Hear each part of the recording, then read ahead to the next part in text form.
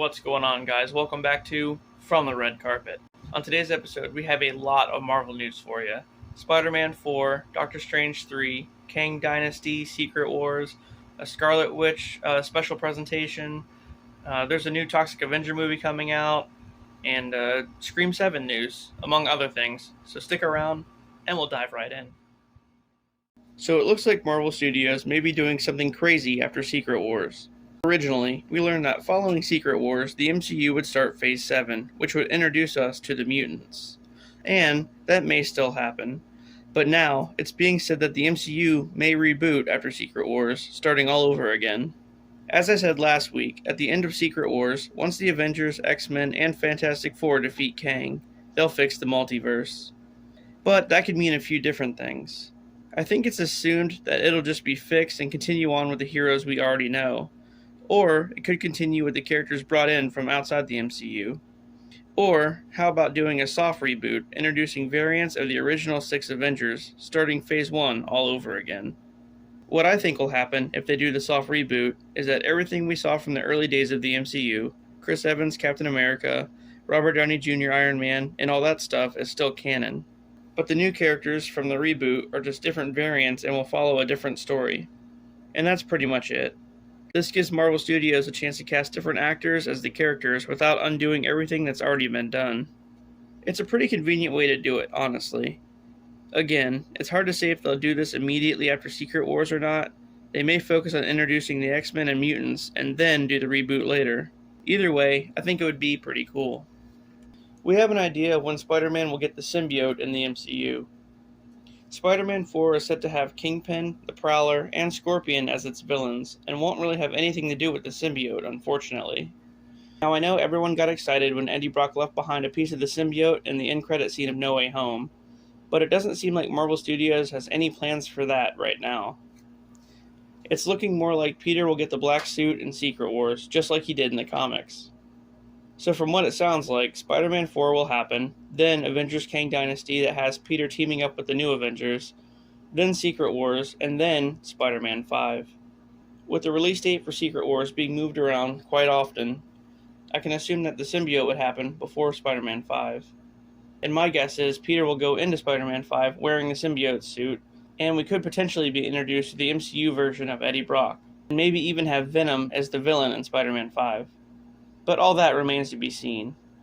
As for now, Peter is set to get the black suit in Secret Wars. On a side note, Spider-Man 6, which is Tom Holland's final Spider-Man film, allegedly is going to have him fighting the Sinister Six. I kind of feel like they already did that in No Way Home, but hey, it could still be cool. And I wonder which villains they're going to use. So, there's going to be a Scarlet Witch special presentation. A while back, I mentioned that the Agatha Coven of Chaos series will partially adapt the storyline of the Witch's Road from the comics. Witch's Road exists on a different plane and can only be accessed by the most powerful witches. There, anything you wish can come true. It's basically like a witch's version of the astral plane from Wakanda or the Mirror Dimension. Anyway, it's being said that after the events of the Multiverse of Madness, Wanda didn't die when Wundagore came crashing down on her. She apparently teleported herself out at the last minute. A new report is saying that she may be in the Witch's Road. And the villain tied to that story is the Emerald Warlock. But Marvel Studios is gender-bending the character and has turned them into Rio Vidal, which is who Aubrey Plaza is set to play in Coven of Chaos. We talked about this a bit last week, and I was confused because originally I thought she was going to be playing Morgan Le Fay.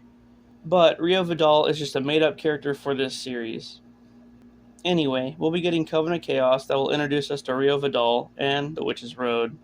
Then, Scarlet Witch will be getting a special presentation that shows us where Wanda has been since the ending of Doctor Strange 2. And it will deal directly with the Witch's Road storyline.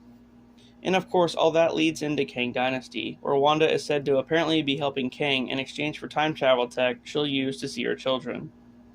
The Scarlet Witch special presentation might be right in time for Halloween next year, so maybe it'll be a Halloween special. As if we needed another one, Thor 5 is in the works. Yes, it's getting a bit ridiculous. Taika Waititi is back to direct yet again. And of course, Chris Hemsworth will reprise the role of Thor. Which is pretty weird because I thought he was taking a break from acting now. But, who knows. Anyway, the only information so far is that they want a much stronger villain than Hela and Gore, and are leaning more towards Thor vs. Hercules. Possibly. Honestly, I don't see why they're even making 5 Thor movies. Each character usually only gets a trilogy, so why is Thor so special? I'm not really excited for this one at all. They need to just move on. We have new insight into Doctor Strange 3. Previously, I mentioned that Doctor Strange 3, which is being called Doctor Strange in the Dark Dimension, will deal with Strange and Clea fixing incursions around the MCU that are mostly caused by Kang. But some are actually caused by Doctor Strange himself. Anyway, the film will deal with them fixing the multiverse and will lead into Kang Dynasty. Recently, we got new information about the film. At the start of it, the multiverse will be falling apart, due to incursions, like I said. A group called the Black Priests will be after Doctor Strange, and Clea is said to be a member of this group.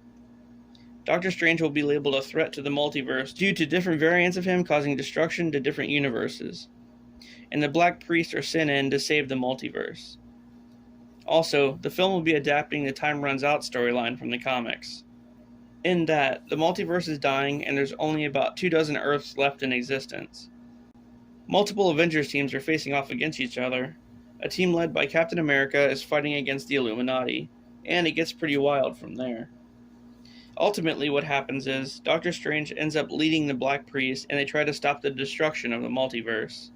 But then, the comic leads right into Secret Wars, which is pretty fitting because Doctor Strange 3 will lead into Kang Dynasty and then into Secret Wars. So it all ties together, and it's pretty similar. At the end of the Time Runs Out comic, it's revealed that a race of alien called the Beyonders are behind the whole thing.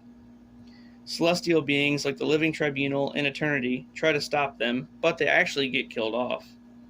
So the Beyonders are that powerful. In the MCU's Secret Wars movie, instead of having the Beyonder, Kang will serve as the mastermind behind everything.